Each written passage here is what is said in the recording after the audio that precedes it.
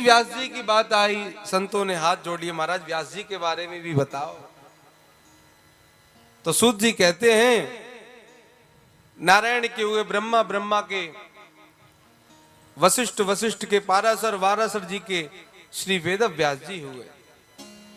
जन्म लेते ही सन्यास ग्रहण कर लिया। माँ ने कहा, बेटा मुझे छोड़कर के मत जाओ, बुढ़ापे में तुम ही मेरा सहारा हो। व्यास जी ने कहा, माँ तुम चिंता मत करो, जब भी तुम हृदय से आवाज दोगी मैं दौड़ा दौड़ा चला आऊंगा। वेद व्यास जी चले गए बद्रीनाथ धाम में। वृक्ष के नीचे बैठ करके जैसे ही आंख बंद करके ध्यान लगाई, पूरा संसार व्यास जी की नेत्रों के आगे घूमने लगा। व्यास जी ने देखा, राम राम राम, सब जीव सोने पीने खाने हंसने में ही अपना जीवन बर्बाद कर रहे। कोई भजन नहीं कर रहा, कोई दान पुण्य नहीं कर रहा, कोई सेवा नहीं कर रहा ब्राह्मणों की, कोई संतों की सेवा नहीं कर रहा। मन में बड़ी भारी व्याकुलता हुई। तो वेद व्यास जी ने 4 वेदों का निरूपण किया। अर्थ वेद, ऋग्वेद, सामवेद, यजुर्वेद का निरूपण किया। लेकिन वेदों को कोई पढ़ने वाला नहीं। कोई पढ़ ले तो अर्थ का अनर्थ कर दे। व्यास जी के मन में बड़ी भारी चिंता हुई। तो व्यास जी ने 6 शास्त्रों का निरूपण किया, 17 पुराण बना डाले। लेकिन व्यास जी के मन में बड़ी चिंता दौड़ने लगी, मैं कैसे करूं? इतना सब कुछ कर दिया लेकिन मन को शांति नहीं। तो श्री वेद व्यास जी अपने आश्रम में बैठे बैठे रुदन करने लगे। जैसे व्यास जी ने रोना प्रारंभ किया, इतने में ही श्री नारद जी का आगमन वहां पर हुआ। हे वेद व्यास जी, आज आपके जैसा बड़ा संत रो रहा है, आप रो मत, चिंता मत करो। देखो मुझे देखो, मैं पूर्व जन्म में एक नितांत दासी का बेटा था। मेरे जन्म से पहले ही पिता मर गए। मेरी माँ ने मुझको गोदी में लिया, संतों के आश्रम में चली गई। झाड़ू पोछा मेरी माँ लगाती और जैसे ही समय मिलता मुझे गोदी में लेकर के संतों के सामने बैठ जाती और संतों के आश्रम में दिन भर भगवान का नाम चलता रहता। तो वेद व्यास जी एक बार आश्रम में कुछ संत चतुर्मास करने के लिए आए। चतुर्मास का मतलब होता है 4 महीने वर्षा ऋतु में एक ही जगह रह करके भजन किया जाता। तो महाराज जब वो संत आए 4 महीने, मैं तो रात दिन उनकी सेवा में लगा रहा, उनका प्रवचन, उनकी कथा सुनता रहा। और सुनते सुनते मेरे हृदय में ऐसा भाव आया कि मोह निशा जग सोवनिहारा, देख स्वप्न अनेक प्रकार। ये संसार एक सपना है, सांचो तो केवल गोविंद को नाम है। मन में बात आई, मैंने संतों को प्रणाम किया, महाराज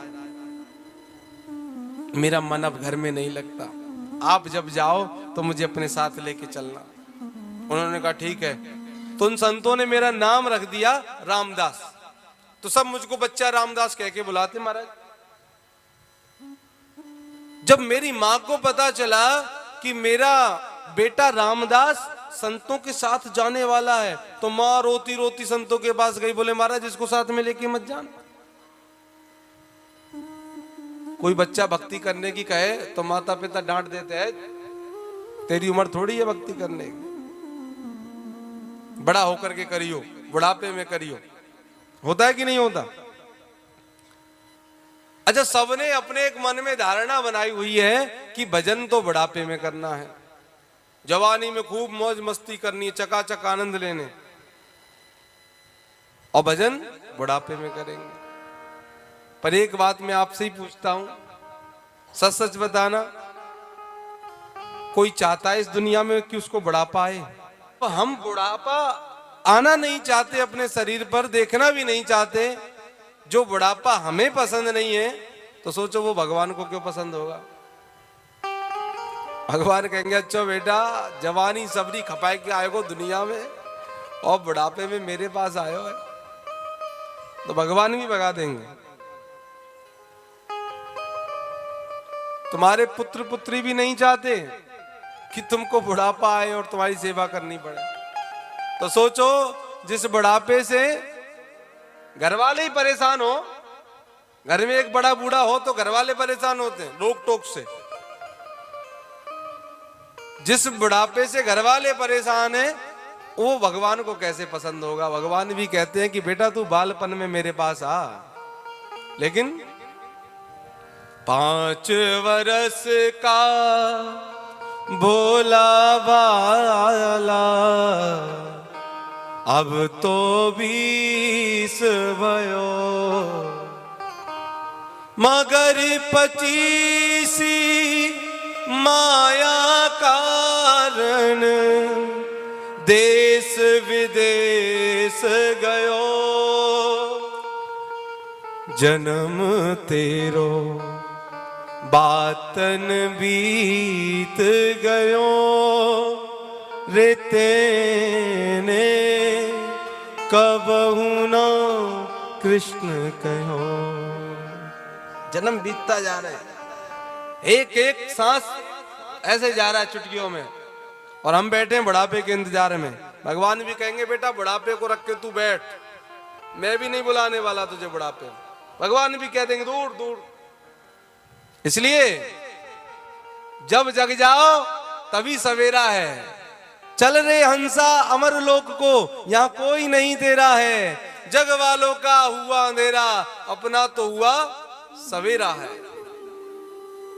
जिस दिन मन में कोई भक्ति की सुई चुभ जाए, जिस दिन मन में कोई भक्ति की ऐसी बात आ जाए कि आज भक्ति करना है, उस बीज को वहीं मारना मत, बल्कि उसको पनपने देना, उसको भक्ति को प्रस्फुटित करना।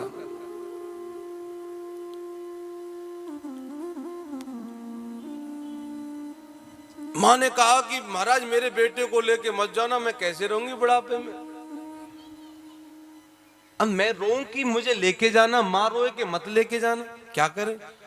तो उन संतों ने बड़ी कृपा करके मेरे कान में एक मंत्र दिया, ओम नमो भगवते वासुदेवाय। बेटा इसका जाप करो, और जब बड़े हो जाओ, जब आ जाना बद्रीनाथ धाम में। तो वेद व्यास जी मैं आपको सच बताऊं, जब वो संत मुझे लेकर के नहीं गए तो मेरे मन में एक बात आई कि क्यों ना ये मेरी मां मर जाए, ये मुझे भजन नहीं करने देती। कहीं जरा सा 2 मिनट के लिए भजन करने भी जाए तो पीछे पीछे चली आती है। एक दाल गताम गेहा दुअंती। एक दिन मेरी माँ गाय का दूध निकालने के लिए गई और एक सर्प ने मेरी माँ को डस लिया। तो व्यास जी मेरी आंखों से 2 प्रकार के आंसू निकले, एक आंख से ठंडे और एक आंख से गर्म। देखो जो गर्म होते हैं वो दुखी के आंसू होते हैं, और जो ठंडे होते हैं वो खुशी के। गर्म इसलिए निकली मुझे दुख हुआ कि मेरी मां मरी, लेकिन ठंडे इसलिए निकले कि अब मुझे कोई रोकने वाला नहीं है, मैं भजन करूंगा। मैं सीधा बद्रीनाथ धाम चला गया। वहां जाकर के जैसे ही मैं भगवान की तपस्या करने के लिए बैठा, तो हे व्यास जी एक क्षण के लिए भगवान का पूर्ण स्वरूप नारायण रूप मेरे सामने प्रकट हो गया। और जैसे ही भगवान प्रकट हुए, मैंने हाथ जोड़े, इतनी देर में भगवान अंतर्ध्यान हो गए। मैं बड़ी जोर से रोया। तो आकाशवाणी हुई कि हे बालक, तुम्हारे अभी संस्कार शेष हैं, जब ये संसार डूब जाएगा, पुनः रचना होगी, तो तब मैं तुमको मिलूंगा। तो हे व्यास जी देखो संतों की कृपा, देखो संत विद्वानों की कृपा। वही बच्चा रामदास आज देवर्षि नारद बनकर के आपके सामने खड़ा है, और मेरे हाथ में भगवान की दी हुई वीणा है। मैं दिन भर भगवान का भजन करता हूं, मैं दिन भर गोविंद का नाम सुमरन करता हूं। गुरु गोविंद दोऊ कड़े काके लागे पाऊं, बलिहारी गुरु आपकी जो गोविंद दियो बताए। वही बच्चा रामदास आज देवर्षि नारद बनकर के प्रकट हो गए। तो नारद जी कह रहे हैं व्यास जी आप रो मत, चिंता मत करो, क्योंकि संतों की कृपा सबसे बड़ी कृपा